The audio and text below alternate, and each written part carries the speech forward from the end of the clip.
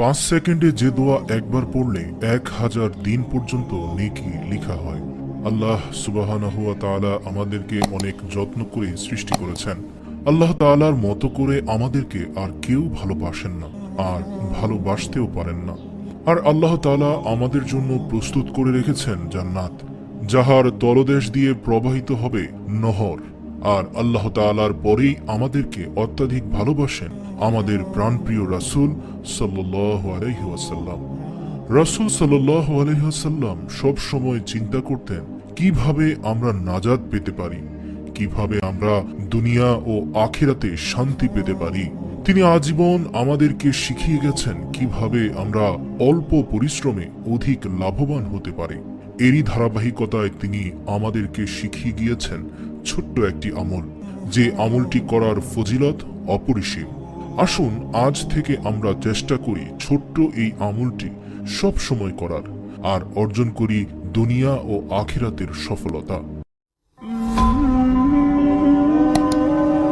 আলোর পথ। ছোট্ট এই দোয়াটি হলো জাযাকাল্লাহু আন্না মুহাম্মাদান ওয়া হুয়া আহলুহু।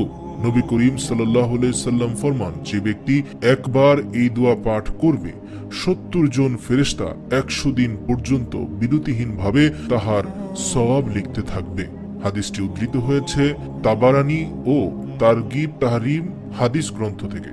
আল্লাহ ও তার রাসূল সাল্লাল্লাহু আলাইহি সাল্লামের কাছে সবচেয়ে প্রিয় ওই আমল যা নিয়মিত করা হয়।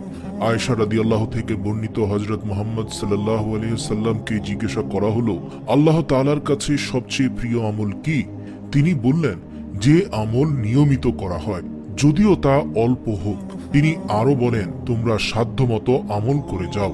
বুখারী 6021 নম্বর হাদিস। প্রত্যেক ওযুর পর কালেমা শাহাদাত পাঠ করুন।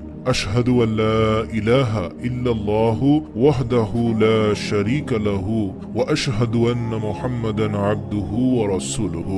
এতে জান্নাতের 8টি দরজা, যে কোনো দরজা দিয়ে প্রবেশ করতে পারবেন। সহিহ মুসলিম হাদিস নম্বর 234। প্রত্যেক ফরজ সালাত শেষে আয়াতুল কুরসি পাঠ করুন, এতে মৃত্যুর সঙ্গে সঙ্গে জান্নাতে যেতে পারবেন। সহিহ নাসাই হাদিস নম্বর 972।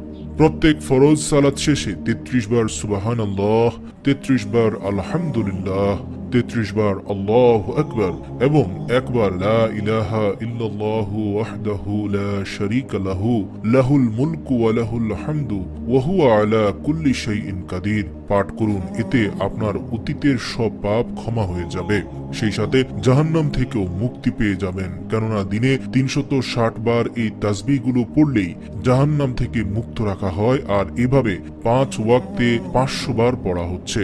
সুবহানাল্লাহ। প্রতি রাতে সূরা মুলুক পাঠ করুন, এতে কবরের শাস্তি থেকে মুক্তি পেয়ে যাবেন। সহিহ নাসাই সিলসিলাহি সহিহা হাদিস নম্বর 1140। রাসূলুল্লাহ সাল্লাল্লাহু আলাইহি সাল্লামের উপর সকালে 10 বার ও সন্ধ্যায় 10 বার দুরূদ পড়ুন, এতে আপনি নিশ্চিত রাসূল সাল্লাল্লাহু আলাইহি সাল্লামের সুপারিশ পাবেন। সকালে 100 বার ও বিকালে 100 বার সুবহানাল্লাহিল আযীম ওয়া বিহামদিহি পড়লে সৃষ্টিকুলের সমস্ত মানুষ থেকে বেশি মর্যাদা দেওয়া হবে। সকালে 100 বার ও সন্ধ্যায় 100 বার সুবহানাল্লাহি ওয়া বিহামদিহি পাঠ করলে কিয়ামতের দিন তার চেয়ে বেশি সওয়াব আর কারো হবে না। সকালে ও বিকালে 100 বার সুবহানাল্লাহ, 100 বার আলহামদুলিল্লাহ, 100 বার আল্লাহু আকবার এবং 100 বার লা ইলাহা ইল্লাল্লাহু ওয়াহদাহু লা শারীকা লাহু লাহুল মুলকু ওয়া লাহুল হামদু ওয়া হুয়া আলা কুল্লি শাইইন কাদির পাঠ করলে অগণিত সওয়াব হবে। বাজারে প্রবেশ করে লা ইলাহা ইল্লাল্লাহু ওয়াহদাহু লা শারীকা লাহু লাহুল মুলকু ওয়া লাহুল হামদু ইহয়ি ওয়া ইউমীতু ওয়া হুয়া হাইয়ুল লা ইয়ামুতু বিয়াদিহিল খায়রু ওয়া হুয়া আলা কুল্লি শাইইন কাদির পাঠ করুন। এতে 10 লক্ষ পুণ্য হবে, 10 লক্ষ পাপ মোচন হবে, 10 লক্ষ মর্যাদা বৃদ্ধি হবে এবং জান্নাতে আপনার জন্য একটি গৃহ নির্মাণ করা হবে। তিরমিজি হাদিস নম্বর 3428। বাড়িতে সালাম দিয়ে প্রবেশ করুন, এতে আল্লাহ তাআলা নিজ জিম্মাদারিতে আপনাকে জান্নাতে প্রবেশ করাবেন।